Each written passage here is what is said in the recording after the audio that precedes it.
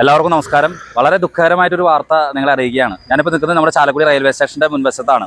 എൻ്റെ പിറകിൽ കാണുന്ന ഈ ഇലക്ട്രിക് സ്കൂട്ടർ ഇത് അപകടത്തിൽപ്പെട്ടു. ഏകദേശം ഒരു 10:30 കൂടിയിട്ട് കമ്പി കയറ്റിയ ഒരു ലോറി വരികയായിരുന്നു. പാലക്കാട്ടേക്ക് പോകുന്ന ലോറിയായിരുന്നു. ആ ലോറി ഇവിടെ ഇപ്പോൾ ഈ ജംഗ്ഷനിൽ വന്ന സമയത്ത് ഫ്രണ്ടിൽ ബസ്സൊക്കെ ഉണ്ടായിരുന്നു. അതിൻ്റെ മുൻപിലായിട്ട് ഒരു 2 വീലർ, അതായത് ഈ ഇലക്ട്രിക് സ്കൂട്ടർ നിന്നിരുന്നു. ഈ ബസ് എടുത്തു കഴിഞ്ഞതിന് ശേഷം ഈ ലോറി വന്ന് ഈ 2 വീലറിൻ്റെ പിറകിൽ തട്ടി ഈ 2 വീലർ വലിച്ചുകൊണ്ട് പോയി ഫ്രണ്ടിലേക്ക്. ഏകദേശം ഒരു 10-20 മീറ്ററോളം ഫ്രണ്ടിലേക്ക് വലിച്ചുകൊണ്ട് പോയി. ടയർ എനിക്ക് തോന്നുന്നു ഈ 2 വീലർ ഓടിച്ചിരുന്ന ആളുടെ ദേഹത്ത് കയറിയിട്ടുണ്ടാവും എന്ന് തന്നെയാണ്. ഇവിടെ നിന്ന് കൊണ്ടുപോകുമ്പോൾ തന്നെ മരിച്ചിരുന്നു എന്നാണ് അറിയാൻ സാധിച്ചത്. മരിച്ച ആളുടെ പേര് ജോർജ് മാതിരപ്പള്ളി, പഴുക്കര, 73 വയസ്സാണ്. അദ്ദേഹം ഈ റിയൽ എസ്റ്റേറ്റ് ജോലിയാണ് അദ്ദേഹം ചെയ്തുകൊണ്ടിരുന്നത്. 2 മക്കളാണുള്ളത്, പോള്, ജോസ്. എന്തായാലും വളരെ വിഷമകരമായിട്ടുള്ളൊരു വാർത്തയാണ് അറിയിക്കുന്നത്.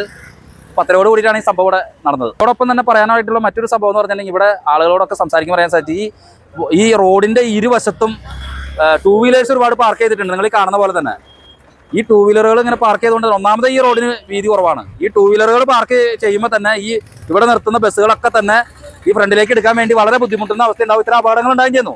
പലവരും ഇത് ഭരണാധികാരികളുടെ മുന്നിൽ ഉണർത്തിച്ചിട്ടുണ്ടെങ്കിലും യാതൊരുവിധ ഇടപെടലും ഈ കാര്യത്തിൽ ഉണ്ടായിട്ടില്ല.